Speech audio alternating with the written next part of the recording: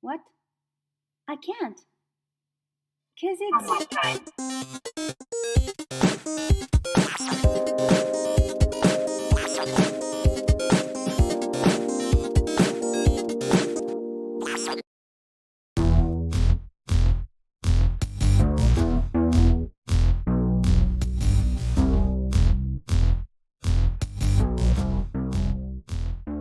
Hi, Valtteri. Hi.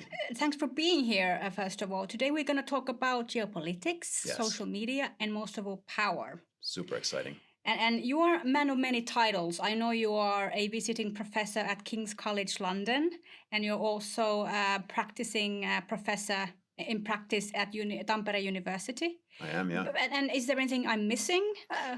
My civilian job, I guess, Yeah, with Uniki, which is ICT company in Tampere focusing on embedded systems and cybersecurity. Oh, cool. Yeah. I guess you could say that, wherever power politics and information technology merge, that's where I'm in my happy place. Oh, yeah. There's some things happening in the United States. But let's start with the basics and let's start with technology and what role it plays in the geopolitics. How did it became to be such an instrumental part of it all? It's become the essence. And if we listen to Anthony Blinken, who is still the Secretary of State in the US, he's made the point that the power competition in the international arena is being fought with technology and over technology. Yeah. And we hear similar kinds of statements from our past president, President Niinistö.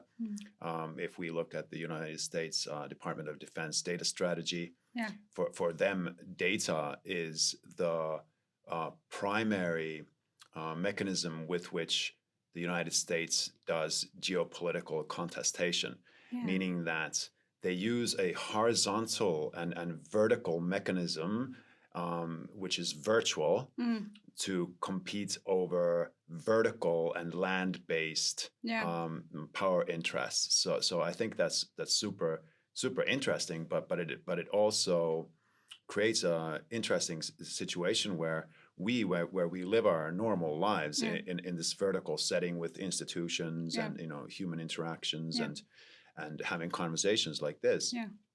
But we're also influenced by a horizontal power mechanism. And this power mechanism is now handled by states, yes, but also by new players like big tech companies, individuals, international crime, various interest groups. So it's a very interesting time to be alive, if we quote the former ski jumper Matti Nykänen. Matti Nykänen, a legend. Would you say that we are seeing data being weaponized? It's absolutely being weaponized, but it's more than that. I'd say it's becoming the essence with which we interact amongst ourselves in social settings, in financial settings, in power contestations, like in wartime settings. Even if we look at the multi-domain operations concept of NATO, it basically is summarized with the statement that all data must be shared and not only between militaries and military branches, but also with civil society. Now, it's very easy to say that we want to do that, but obviously, as we know, the integration of data flows is not a simple task. But it underscores the importance of data. Some people talk about the process of data colonialism, even that we're being harvested of our data for different utilizations without our consent, actually. Yes. But it just exemplifies how it is a power base. It's no longer a tool. It's a power base, and you can measure power. Like in the past, we measured the amount of tanks. You can start measuring terabytes of data. Who has the most is in a better position. Arguably, obviously, but the world is definitely changing, and we need to learn new tricks. I'm also witnessing. I've been talking about this with some of my friends. and one of them said, I wish we could go back to the analogic times, because everything is digitized. Mm-hmm. So everything is on the web, and we don't actually own our own personal data anymore. No.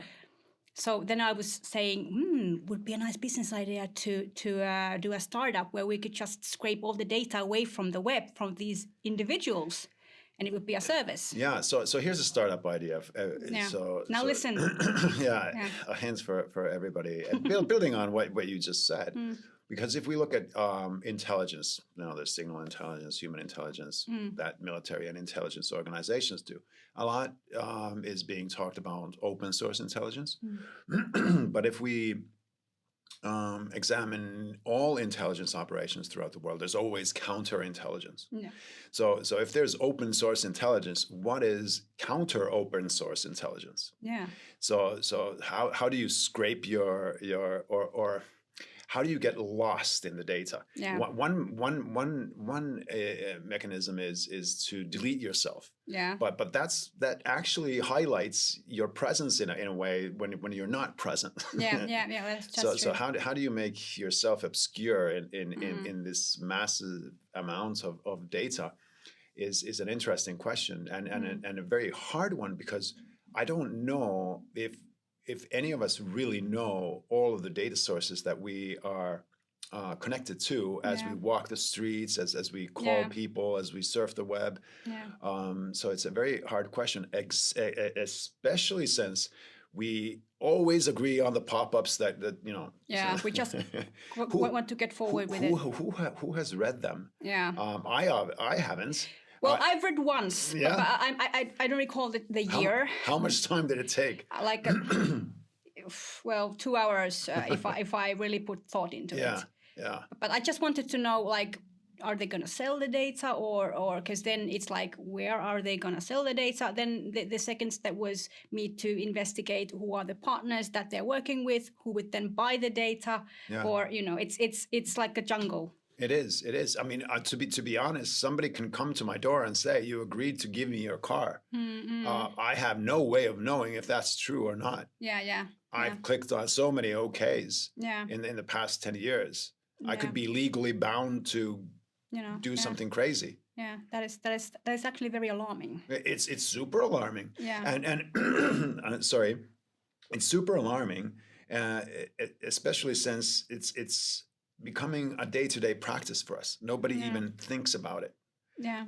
Not even, well, let's say you and I who work within the industry, much less our parents or some of our friends or young people who grow up thinking this is normal. Yeah. So it's and it's very also alarming. a very fast-paced environment, like social media. Oh, yeah. Everybody's talking about it. You want to know what's the buzz about, and then you go to a certain website. Then you just click. Yeah, now I get to the homepage or the landing page. So now, and you've already done the click. Yep. So it's like done and dusted. Yes. So it's like this, and we are all psychological human beings too. So we interact and act based on our emotions, and sometimes when you see something happening, you want to find it out and then do what everybody else is doing, because then you get the FOMO, fear of missing out. Yep. And that's also something that is linked to this bigger equation of social media and how we act and use it. Yeah. It's. I mean, the clickbait, I think, is a great term.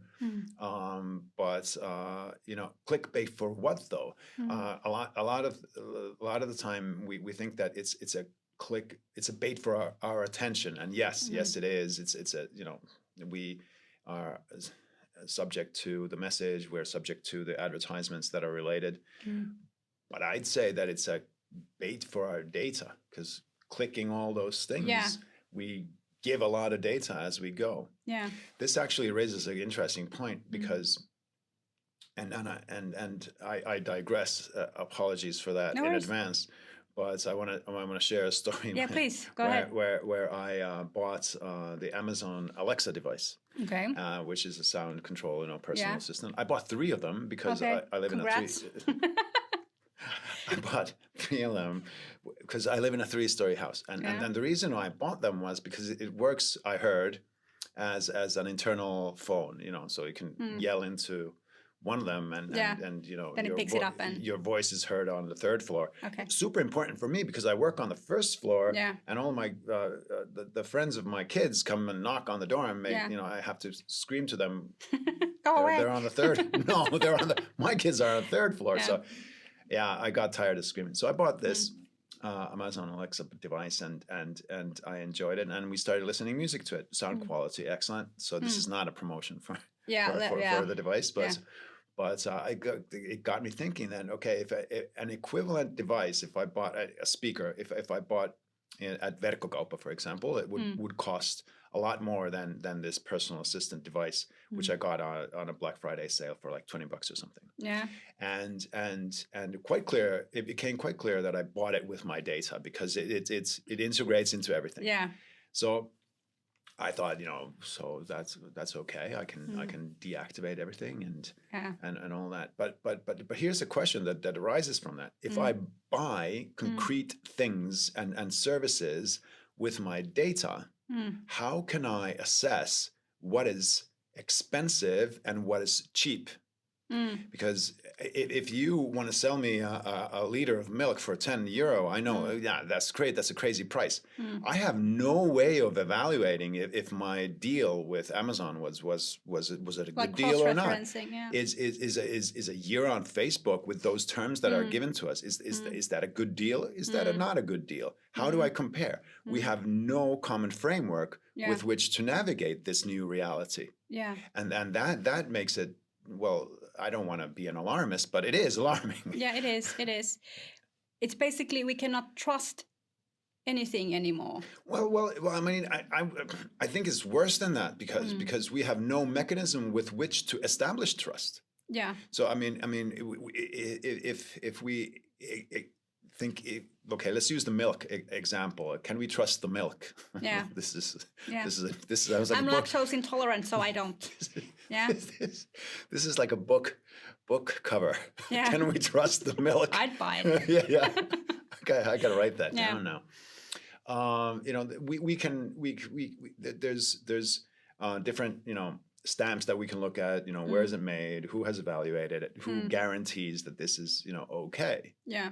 Who guarantees that Facebook deal is okay? My deal with Amazon is okay? I have no way of verifying that. So there's no mechanism with which I can even seek to establish trust. Yeah, yeah. And sometimes it can also be so that they are biased. And then Let's not even get into that. Yeah. Okay. Yeah. But that's a whole question in itself. Yeah. But yeah, that's a rabbit hole. Would you like to now share the Pokemon story? I love talking about Pokemon. Please. But so the reason why I want to share this story is because in my mind it exemplifies what I was talking about earlier when I was talking about. We live in a land-based vertical world, and we're impacted by horizontal power structures. And here's the story. So my kids are now a little bit bigger, but when they were younger, obviously went to the playground a lot. Yeah. And one day that playground, which is, by the way, the land dedicated for a specific purpose by a government official or a municipal official, that you know, it's children's playground is a children's playground. Yeah. And one day it no longer was a children's playground. We went there. It was filled with teenagers and young adults, and there was no room, physically no room for kids to swing or do anything. Okay. And the reason was that it had become overnight a Pokemon fighting arena. I don't know if you've done Pokemon Go. Nope. So the Pokemon fighting arena is a place where you go and you fight with your friends against a Pokemon enemy. Yeah, virtually fighting. Virtually, obviously. Yeah. Just, it's for the listeners. A virtual fight with your mobile phone. Yeah. So healthy. So that was super cool. Yeah. And like everybody else, I forgot my kids. I ran and started fighting the Pokemon monsters. And it's a great example of how we change the meaning of a geography overnight. The meaning, the geographical meaning of that space was made different by a Japanese company with a snap of their fingers. No one was asked permission to do that. No one, if somebody would have wanted to ask permission, it would not have been possible.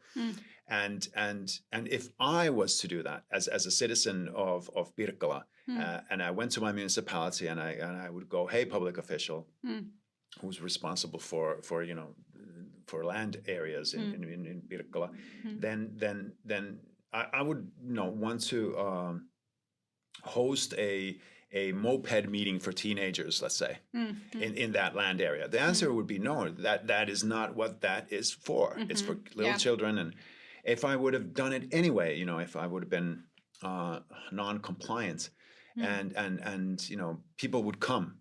And at that point, I would have admitted that, yeah, great that you came, but the real purpose of this activity is for me to take pictures of you and make notes of your behavior and for me to store it on my laptop. That would have been socially not acceptable and might have dire consequences for my career even. Yeah.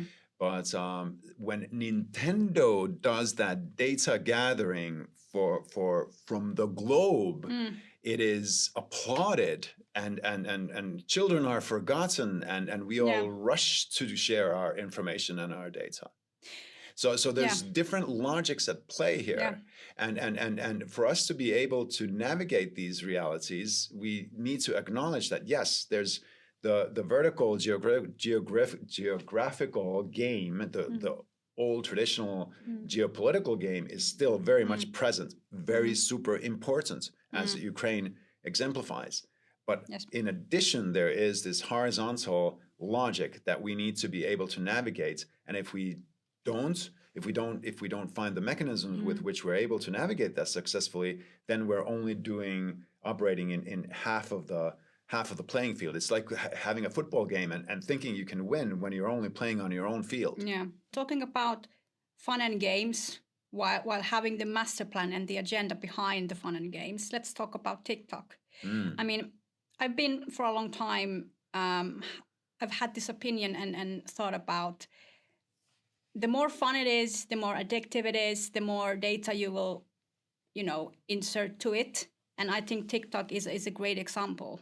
Of an application that is addictive, fun, everybody's using it, everybody's saying, please come to TikTok. Even my friends are sharing clips and I cannot see them because I'm not on TikTok. And I say, I'm not going to establish an account just to see your silly TikToks. Yeah. So, Yeah, but they are very luring. We're only human. I'm not in TikTok either. I've become envious of people. Yeah, FOMO. And their silly videos. I want to see them. Yeah. but I'm keeping strong. We can support each other. Let's establish a group. The non-TikTokers support group. But there's not many of us. It's like, and I think it's getting smaller as we speak. Yeah. But it's in all seriousness, I think TikTok is, first of all, objectively speaking, a great tool for China. In my view.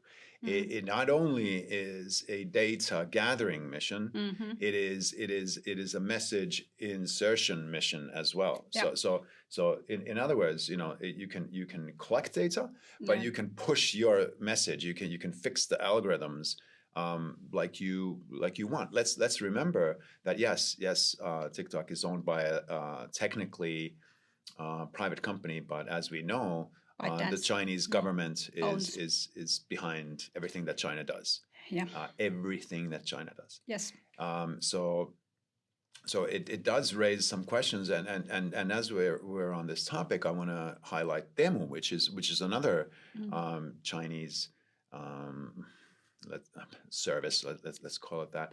Now my question is, if I were to conduct an intelligence operation of the globe.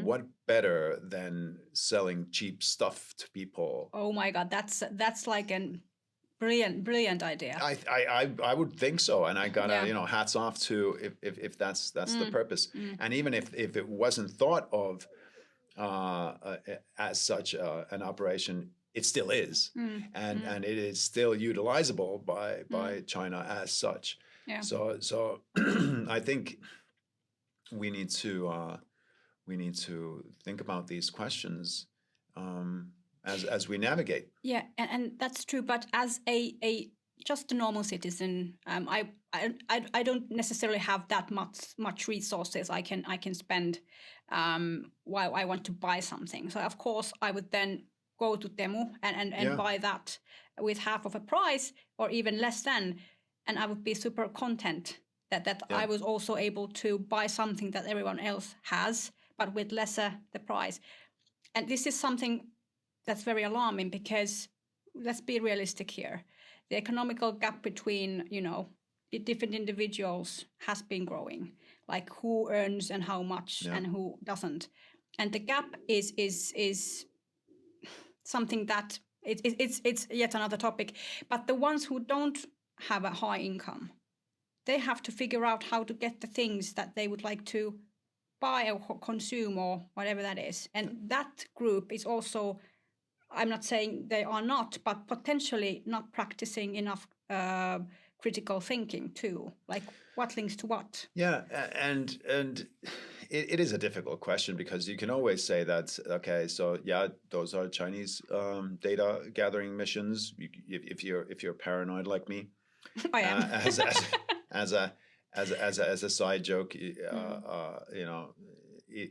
even if you're not paranoid, it does not mean that you're not followed. I think that makes me laugh. But you can always counter that argument by saying that yes, well, the U.S., the European organizations are in a similar situation, and to an extent, it's true. The difference is that we now in Finland are politically and militarily aligned with a group, and we are not aligned with another group. And in fact, our alliance has identified that other group as a major challenger. So that's how, even if you're living your life and don't want to be involved, you are involved. I think there's a great quote, and I apologize, I don't remember who said it first, but the quote goes, even if you're not interested in geopolitics, geopolitics is interested in you.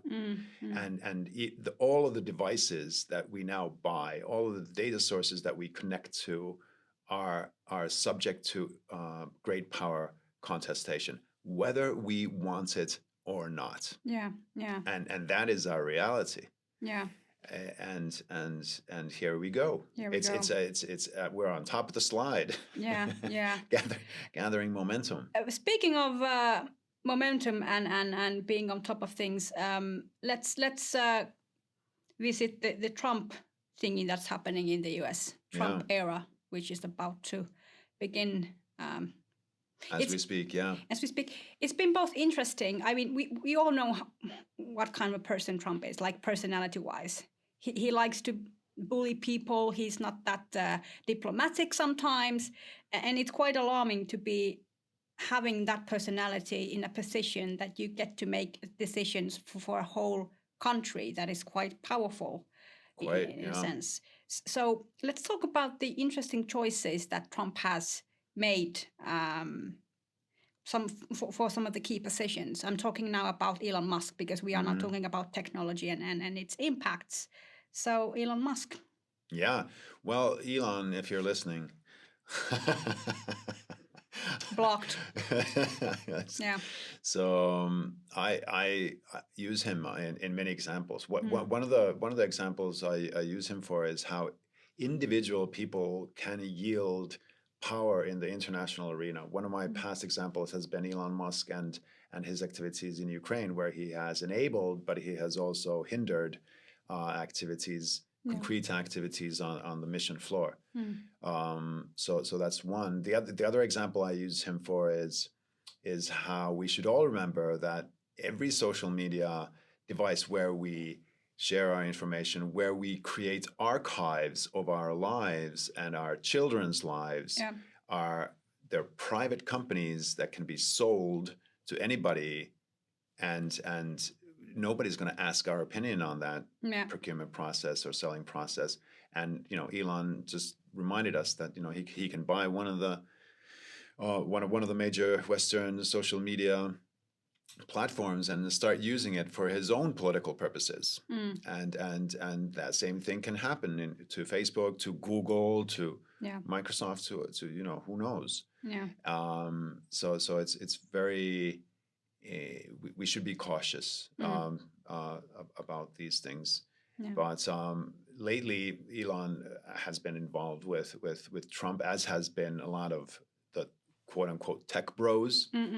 And LOL. Those guys. And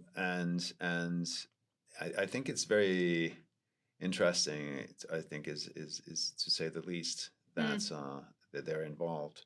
I've seen this kind of like pattern of favoritism when it comes to Trump. Yeah. And I don't necessarily see it as a healthy way of selecting competent people to run a country. So yeah, it's pretty. I mean, from our perspective here in Finland, and the values that we're indoctrinated to in a sense, but the values that we grow up with, it's very alarming.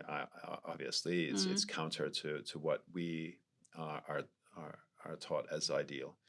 But if you think of it, the great powers in the world today, China, Russia, U.S., are all led by governance systems that we really don't like. So who's our friends here? That is an alarming question. Again, I hesitate to use the word alarming again. We got to think of something positive to say as well. But if we think of equality, democracy, these are values that seem to diminish in the world rather than expand. And I'm a child of the end of the Cold War era, and I grew up thinking that it's normal for democracy to spread around the world, and then the values associated with democracy to spread around the world. In fact, we're seeing the opposite. And it is a matter of personal identity for me to come to terms with this, because I've always thought that everybody's going to be a democracy and equality for all. That's not happening. That's not happening. And I also do feel like if you master the media, if you can convey a message through media that serves your political agenda, you won the game. And that's what Trump is doing. Done. But that's an old mechanism or old tool. It's just done very much or more effectively nowadays, and on a very different scale. Right. Going back, we should really start that startup where we. I think there's something there. I think there is. We need there's total. Disconnect from the grid. Services. How to disconnect from the grid. Let's talk about EU and its position in this chaos. At what stage are we in the EU from your perspective? Well, I mean, I love to trash on the EU. For the record, I'm a supporter of the EU. I just want to see it do better. I sometimes provoke my listeners or people I talk to by saying that there's a risk that the European Union will become the next Hämeenlinna of the world, where the Pendolino train no longer stops at Hämeenlinna. Okay. And to me is an example of if you're not relevant, the latest technology will just pass you by. And it's once it starts passing you by, it's too late to raise your hand that it would be great if you would stop here as well.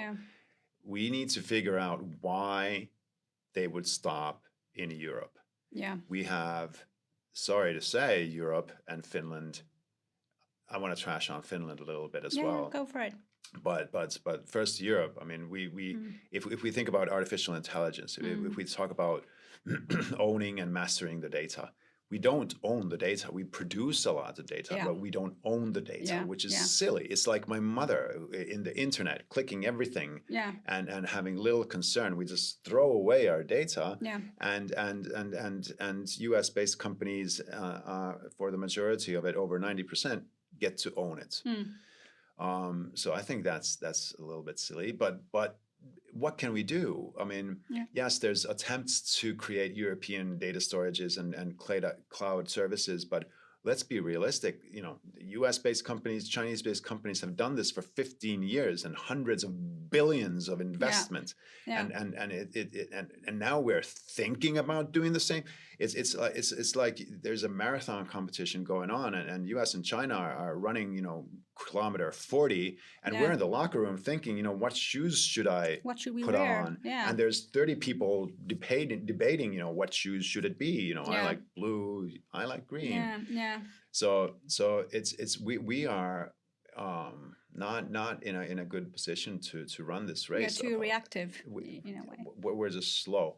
And we would need to, or we would benefit from a strong vision of what we want to be, as would Finland, by the way, where we lack a clear vision on what is our role in the data economy. Because if we think about the first industrialization period, we created, you know, the green gold of Finland. We took forestry machinery and you know, pulp factories, and we were clever with the technology. We created advantage over others and created wealth.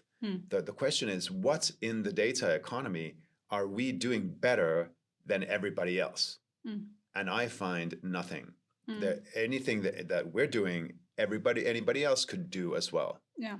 Sure, there's individual examples, and I'm going to get a lot of hate mail now.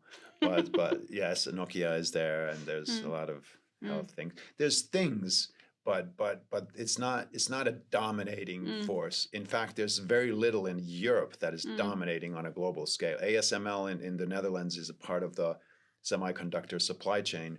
Yeah. So that's something.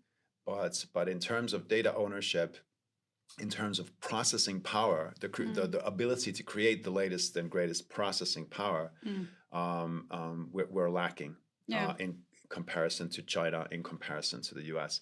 We have some skills. There's still some universities here. But if we look at, you know, the top 10 Nobel Prize winning universities, how many of them are in the European Union? Meaning not in the UK.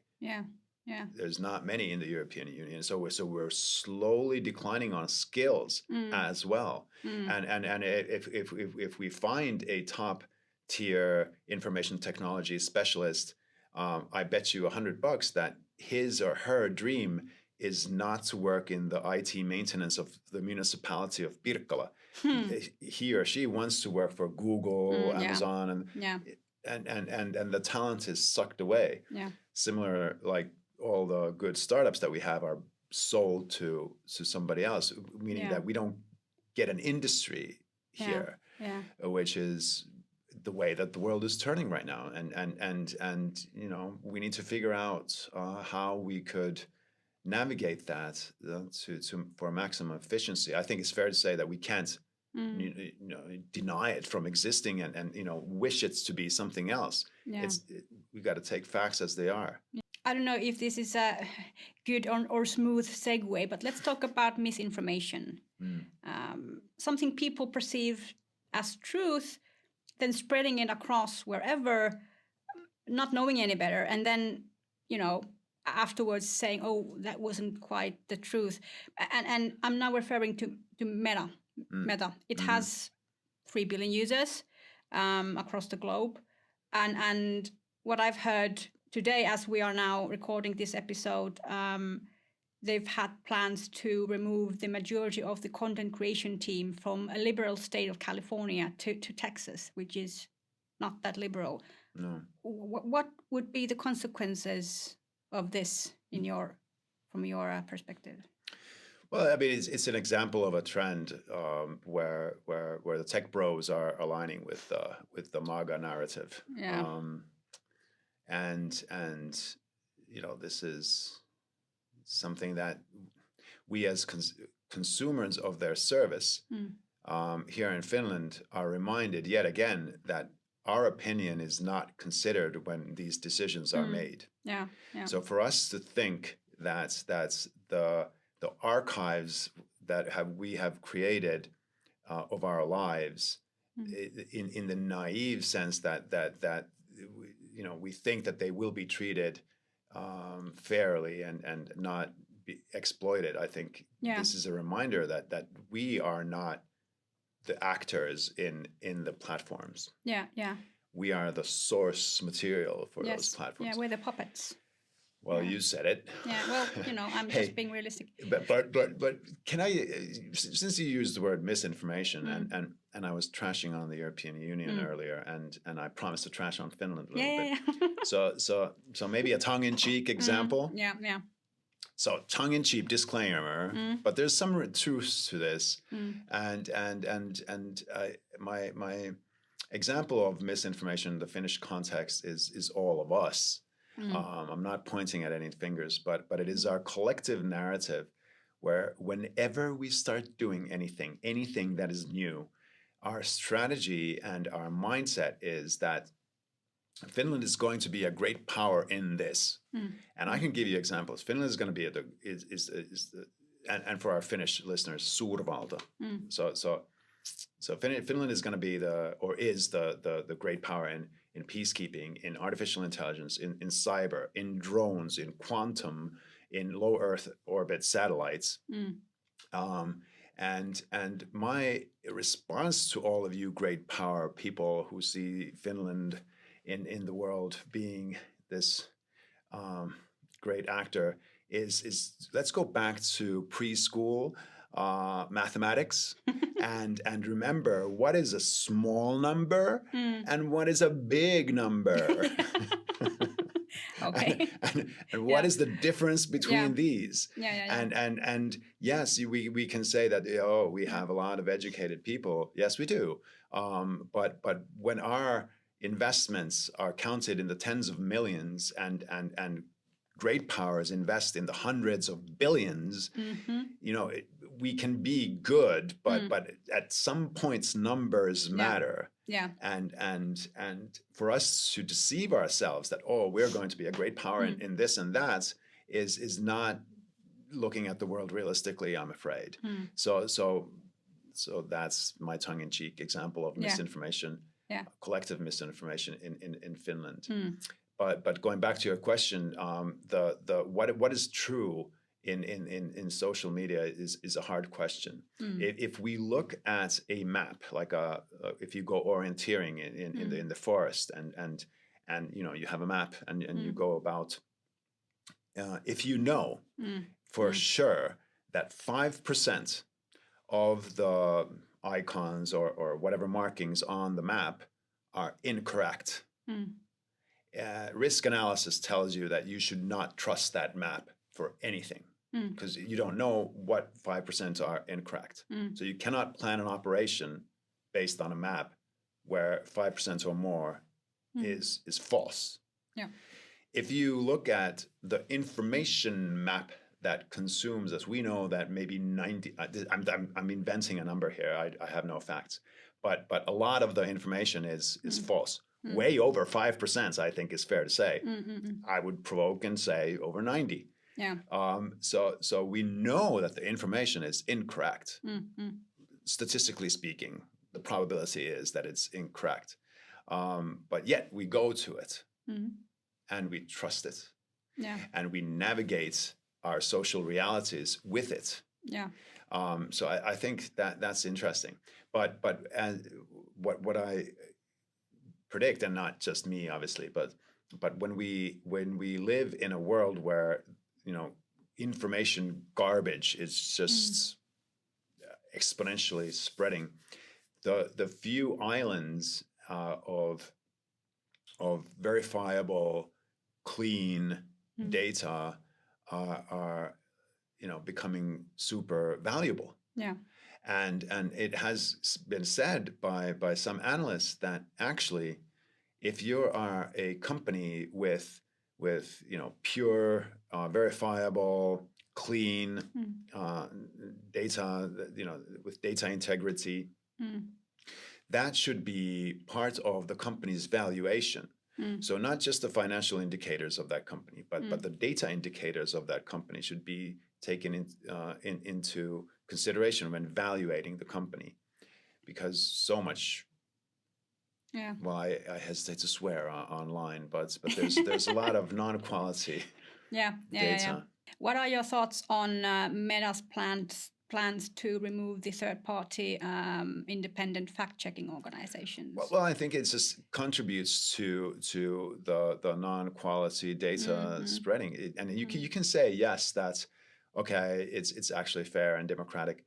But if we think about the social media process, you read something and then you go away and do something else. Yeah.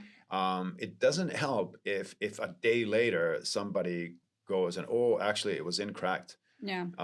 I've already moved on. I already live with that interpretation of reality. Yes, sometimes I go back, and sometimes I may, be interested enough to actually read it. Yeah. Which is not a given, I think.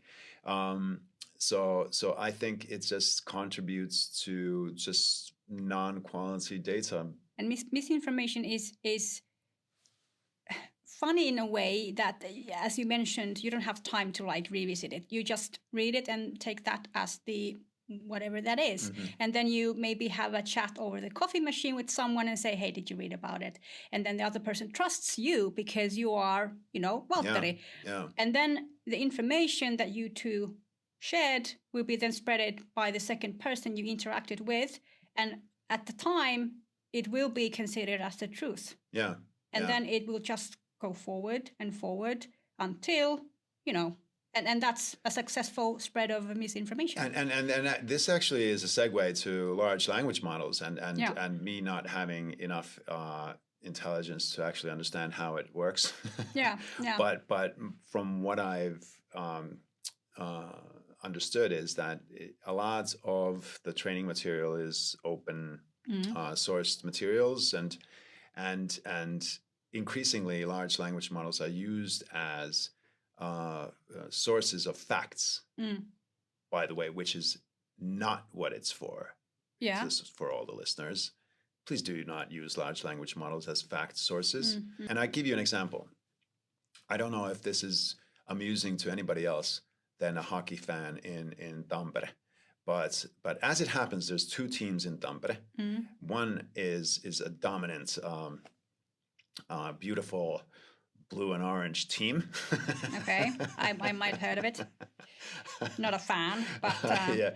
And the other is not. Okay, yeah. And it might be clear which team I support. Yeah. But so the other team has won the Finnish championship last in 1985.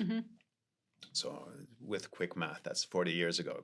Congratulations. Yeah. But when you ask, I did a LinkedIn post on this actually, and if you ask the large language model that who won the Finnish championship in 1985, you get it starts hallucinating. And honestly, the hockey fans in Tampere got very upset, and they started training the large language models in the plural, because you could do this example with ChatGPT, with Bard, and with whatnot. Yeah. So a huge training process started in Tampere with this, and now it typically gets it right after months and months and months. Yeah. But it still gets how did the games go incorrectly, and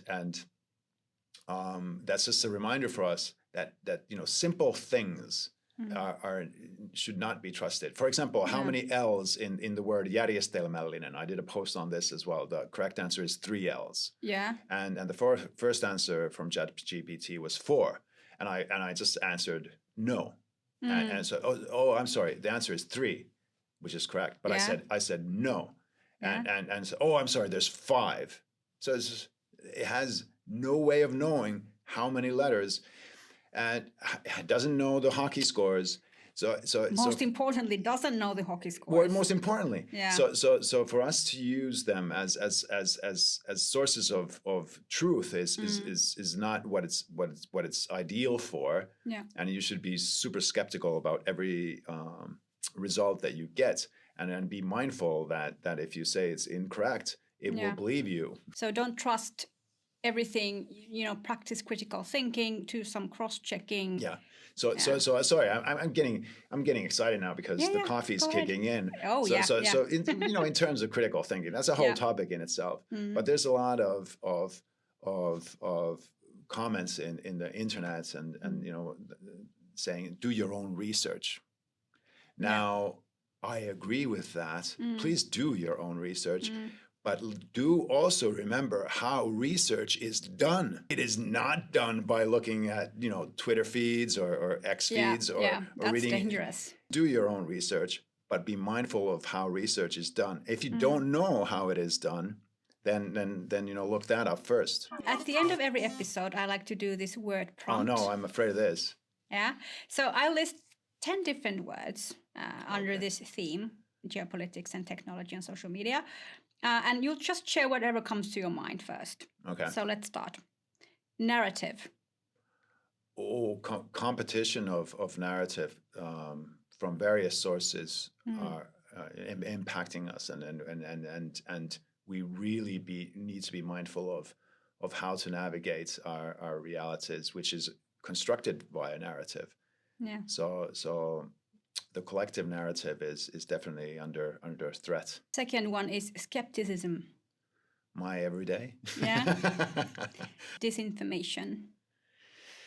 Yeah, that's our everyday as well, and goes back to how do we navigate that? Yeah.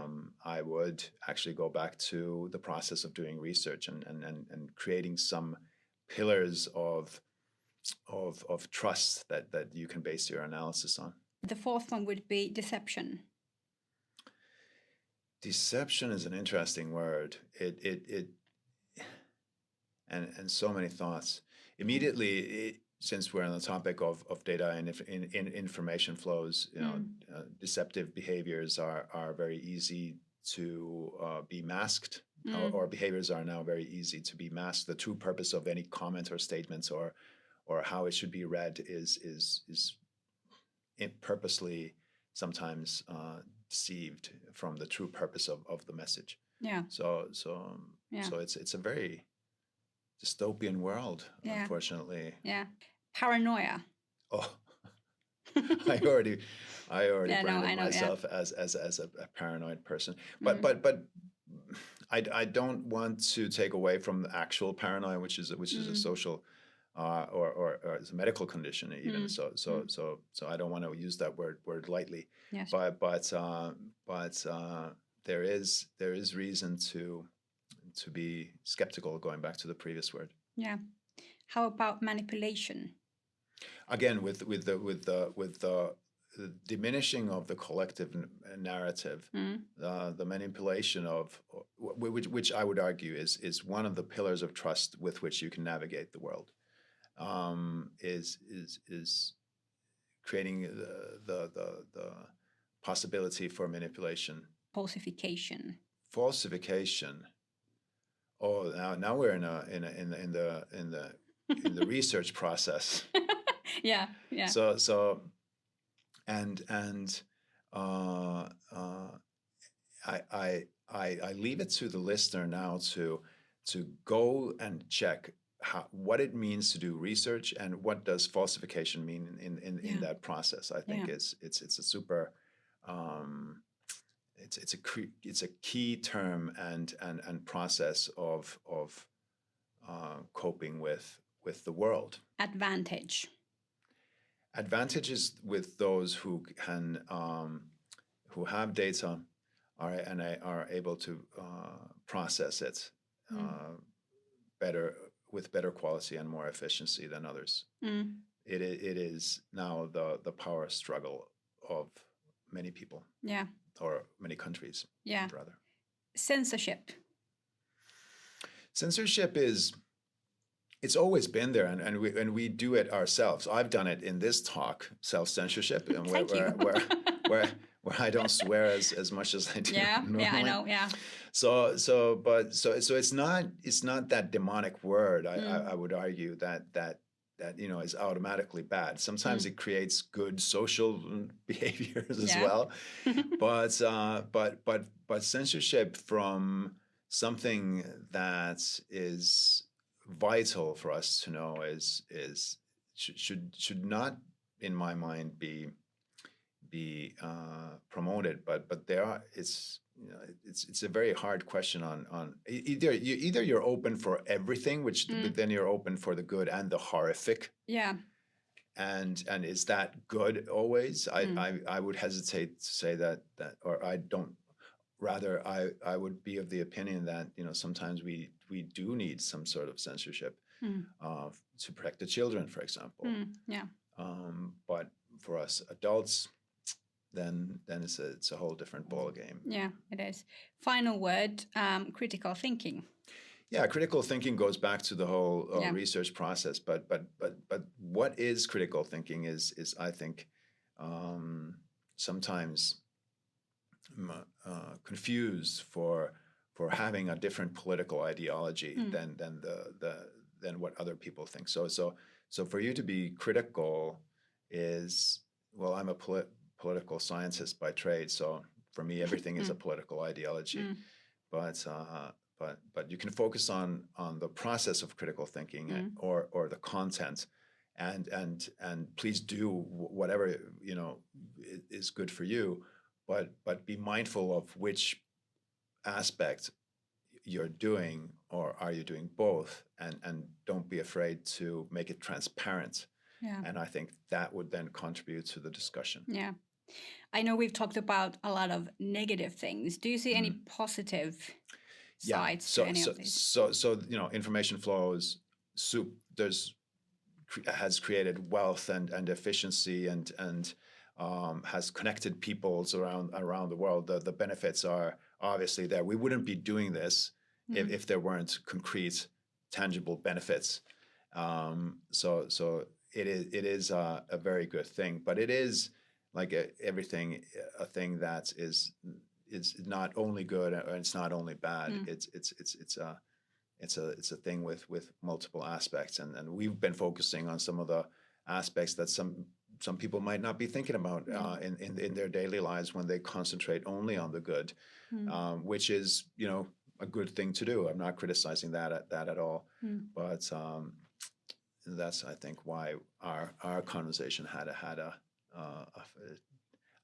I hesitate to use word dystopian focus, but we were focusing on perhaps not the brightest example or the good, quote unquote, good examples. Yeah, but it's been a great discussion. Thank you, Valtteri. Is it over already? I think we're good. I think we're done. I have so many things to talk about. We but could thanks do for a having sequel. me. I don't know.